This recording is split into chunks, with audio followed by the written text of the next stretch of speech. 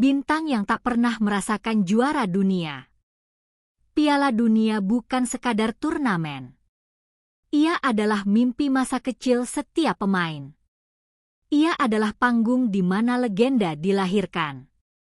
Ia adalah trofi yang membuat nama abadi selamanya. Namun sejarah membuktikan satu hal yang pahit. Tidak semua pemain hebat bisa mengangkatnya. Ada yang memenangkan segalanya di level klub. Ada yang meraih Ballon d'Or. Ada yang mencetak ratusan gol. Tapi ketika berbicara tentang Piala Dunia, mereka selalu pulang dengan tangan kosong. Dan justru disitulah kisah mereka terasa lebih menyentuh. Johan Cruyff, sang revolusioner tanpa mahkota dunia. Cruyff bukan hanya pemain hebat. Ia adalah pemikir, visioner, revolusioner.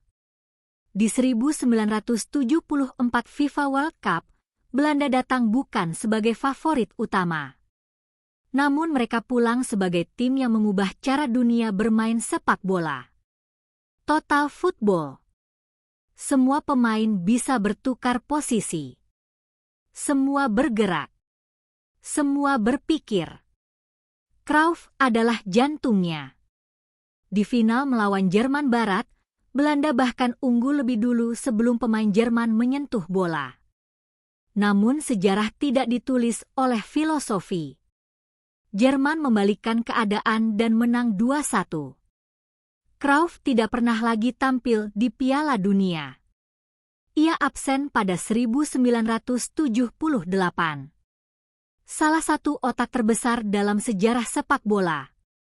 Tanpa satu pun trofi dunia. Ferenc Puskás, mesin gol yang dikalahkan keajaiban. Hungaria awal 1950-an adalah tim terbaik dunia. Mereka tak terkalahkan dalam waktu lama. Menghancurkan Inggris 6-3 di Wembley. Mendominasi Eropa. Puskás adalah pemimpinnya. Kaptennya. Mesin golnya. Di final 1954 FIFA World Cup, Hungaria unggul cepat 2-0 atas Jerman Barat. Semua orang yakin trofi sudah di tangan. Namun sepak bola selalu punya drama. Jerman bangkit dan menang 3-2. Pertandingan itu dikenal sebagai Miracle of Ben. Bagi Jerman, itu keajaiban. Bagi Puskás, itu luka yang tak pernah sembuh. Michel Platini, maestro yang terhenti di semifinal. Platini adalah raja Eropa di era 80-an. Ia membawa Prancis juara Euro 1984 dengan performa luar biasa. Namun di Piala Dunia, nasib berkata lain. Pada 1982, Prancis menghadapi Jerman Barat di semifinal. Pertandingan epik. Dramatis. Penuh emosi. Skor imbang hingga adu penalti. Prancis kalah. 4 tahun kemudian, 1986, lagi-lagi semifinal. Lagi-lagi Jerman Barat. Lagi-lagi kalah. 2 kesempatan. 2 luka. Platini pensiun tanpa pernah menyentuh trofi terbesar itu. Paolo Maldini, bek sempurna tanpa mahkota. Jika sepak bola punya definisi tentang konsistensi dan loyalitas, namanya adalah Maldini. Ia bermain di 4 Piala Dunia. Final 1994 adalah momen terdekatnya. Italia menghadapi Brasil. Pertandingan ketat. Taktis. Tegang. Adu penalti. Roberto Baggio gagal mengeksekusi penalti terakhir. Brasil juara. Maldini, yang memenangkan segalanya bersama AC Milan, harus menerima kenyataan pahit di level internasional. Zico, jenius yang gagal di era emas. Brasil 1982 disebut sebagai salah satu tim terbaik yang tidak pernah juara dunia. Dipenuhi talenta seperti Socrates dan Falcao. Zico adalah pusat kreativitas mereka. Namun di perempat final 1982 FIFA World Cup, mereka kalah dramatis dari Italia. Banyak yang menyebut Brasil 82 sebagai tim paling indah yang gagal juara. Zico menjadi simbol generasi yang terlalu indah untuk menang. Cristiano Ronaldo, superstar modern yang terhenti. Ronaldo adalah ikon era modern. Liga Champions? Banyak. Euro 2016?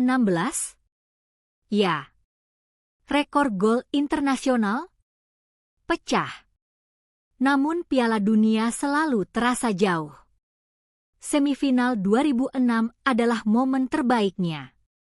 Di 2022 FIFA World Cup, harapan terakhirnya pupus saat Portugal tersingkir oleh Maroko. Air mata Ronaldo di lorong stadion menjadi simbol mimpi yang tak pernah terwujud. Lionel Messi nyaris sebelum akhirnya berhasil. Sebelum akhirnya juara pada 2022, Messi pernah merasakan pahitnya final 2014. Di 2014 FIFA World Cup, Argentina kalah dari Jerman lewat gol Mario Götze. Messi berjalan melewati trofi tanpa menyentuhnya.